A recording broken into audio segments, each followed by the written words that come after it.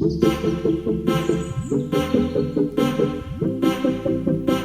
this is Rosalie with the Wichita Falls Public Library. Our program today is going to be led by Jamie, our circulation manager and quilter extraordinaire, who's going to teach you how to make a simple mug rug as a beginning project. Hi, this is Jamie. To make the quilted mug rug, you're going to need a kit from the Wichita Falls Public Library, your sewing machine, thread, scissors, some straight pins, an iron and a pressing surface, and an acrylic ruler. Optional supplies are going to be a walking foot, a 1/4-inch foot, curved basting pens, a dressmaker's chalk, and possibly some hand sewing needles. You want to set up your sewing machine to sew a 1/4-inch seam allowance. So if you have a 1/4-inch foot, use that. If it's not marked on the bed of your machine, you can use a piece of college ruled paper to adjust your needle to get a 1/4-inch, because the lines on a college ruled are 1/4-inch apart. Lay out your 2.5-inch squares in 3 rows of 4. We're going to start sewing with row number 1, and we're going to place square number 2 right sides together on square number 1. You're going to notice that square number 1 is a little bit bigger because of the pinked edges. So we're just going to kind of center the smaller square inside of it, and we're going to use the right edge of the smaller square as our guide for our seam allowance. So you're going to sew right sides together, just ignoring those peaks underneath. Once you have that sewn together, press your seam allowances toward the black fabric. This is what it should look like on the back side. Now take square number 3 and place it right sides together on top of square number 2, and then sew the right sides together with a 1/4-inch seam allowance, just like we did in the first step. Always press your seam allowances towards the black. You're going to repeat the step with square number 4, placing 4 right sides together on top of number 3. Again, sewing with a 1/4-inch seam allowance. Once your row is complete, you can take it over to the iron and set the seam allowance. Remember, seam allowances should always be going towards the black. Repeat the process for rows 2 and 3. Once you have all your rows sewn together, take row number 2 and place it on top of row number 1, right sides together, lining up the bottom edges. Notice my pins are pointing toward the edge I'm going to sew. I pinned far enough back that I won't hit the pins with my pressure foot. If you need to, pull the pins out as you go. Do not run over your pins. It will cause all kinds of problems to your machine. It'll throw your timing off. It could cause burrs on your feed dog. It's just a nightmare. Ask me how I know. We're going to repeat the process with row number 3, placing it right sides together on top of row number 2. You want to press that really well, and then now it's time to make the quilt sandwich. So lay your backing right side up. Ours is solid black, so it doesn't have a right side. And then center your batting on top of it. Smooth it out as best as you can. You want it to be nice and smooth with no wrinkles or puckers. Center the quilt top on top of the batting, and now you have your quilt sandwich. You can decide how you want to quilt it. I'm doing a straight line diagonal, and I'm using a dressmaker's chalk to draw lines through. I've put the walking foot on my machine, but it's not necessary. It just helps feed the fabrics more evenly, because a walking foot has feed dogs on the bottom, so it'll feed the top layer the same rate it feeds the bottom layer. Once you have it marked, you can baste it. I'm using basting pens. You can run a large running stitch through there, or you can spray baste. I just like the pens because they're easier. These are specialty quilting pens, so they're really sharp and they won't damage the fabric. I'm putting orange thread in because I like orange, but you can use whatever thread you want to quilt. You can match or you can get contrasting. Start at the very edge of the top, and then either do a locking stitch or take a stitch and then back stitch once to secure the beginning of your stitch line, and then start quilting. Once you get to the other edge, again do the back stitch or the locking stitch, and then cut your thread and start on your next line. And then once you have all of your lines quilted, it's time to trim your quilt sandwich. So you're going to want to cut the backing and batting so that it's even with the edge of your quilt. I'm using a rotary cutter and my acrylic ruler to trim this. It's not necessary, but I highly recommend if you are interested in quilting that you get a rotary cutter.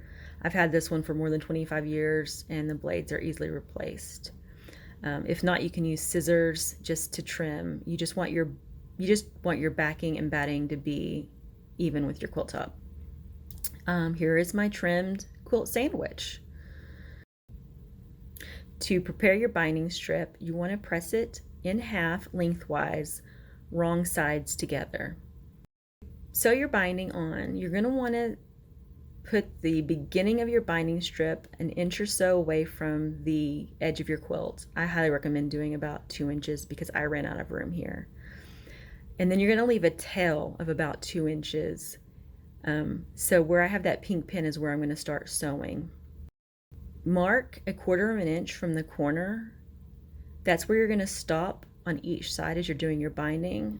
In order to be able to miter it well, you're going to need to stop 1/4 of an inch from the edge. So you can see I've stopped 1/4 of an inch from the edge. Now I'm going to take my binding strip and fold it straight up and create that 45-degree fold. And I'm going to finger press that really well. Next, I'm going to take that same tail and bring it straight down and line up the raw edges with the right side of my quilt. I'm going to use a straight pin to help me get a nice fold. You should be able to feel underneath that top layer of the strip, that 1/4 inch fold. And you're going to want to start sewing 1/4 of an inch from the top. So you want to get as close to that fold inside as possible without actually stitching it down. I placed a pin here 1/4 of an inch down, and at the bottom of that same side I'm going to place another pin 1/4 of an inch from the end, and I'm going to start sewing at 1/4 of an inch from the end, and I'm going to stop sewing 1/4 of an inch at the end, back stitching at the beginning and the end. So I only want stitches between those two pins and not at the very edges. You're going to repeat that process for 3 corners. When you get to the 4th corner, you're going to do the folding a bit again, but you're not going to sew all the way down that 4th side. You're just going to sew about an inch or so because we want a long tail at the end of the binding strip so that we can match it up with the short tail at the beginning of the binding strip. Now, once you get that 4th side sewn down, you're going to have those 2 tails. The short tail should lay flat underneath the long tail. If it doesn't, you can trim it just a little bit, but you want it to be able to lay flat. Then you're going to take your acrylic ruler and lay it on the bottom tail, which should be the short tail where we began, and then lay the longer tail over it so you can get a 1/2 inch seam allowance. We want the long tail to overlap the short tail by 1/2 an inch. Once you have that trimmed down, you're going to want to unfold your binding strip. This is going to be really awkward, but it's going to give us a nice finished binding. Once you have your binding strip unfolded, if you fold your quilt top in half, right sides together, you should be able to manipulate those ends of the binding strip together where you can pin them together. You are going to want to sew the short edges together. It looks a little bit fiddly. It's a lot fiddly, but you can do it. It just takes a little bit of practice. Once you get that sewn together, you can press your seam allowance to one side and then refold it, and then your seam allowance should be now hidden inside the fold of the binding, and then you should have that nice little seam that's going to lay flat. Now I'm just going to sew that gap up. Now that you have the binding attached, you can lay it flat and finish sewing up that side seam. And this is what it looks like when you have the first step of the binding done. This is what it looks like from the front. Snip the corners of your quilt sandwich. Be sure that you do not cut the binding, just the corners underneath, so that we can get some nice mitered corners going. Flip the quilt to the back, and you can see that line of stitching around your mug rug. That's going to be our guide for folding our binding to the back. We want the binding to cover that line of stitching. Go back to your machine, and with the quilt facing up, fold the binding around to the back, and we're going to stitch in the ditch. Now that means that we're going to put our needle as close to the binding as possible without actually stitching in it. And if you have it folded around correctly, covering that line of stitching in the back, then it should catch the loose edge on the back and attach your binding completely. Once you get to the corner, you're just going to need to manipulate that corner a bit so you can get a nice mitered corner. I've just pressed mine flat here,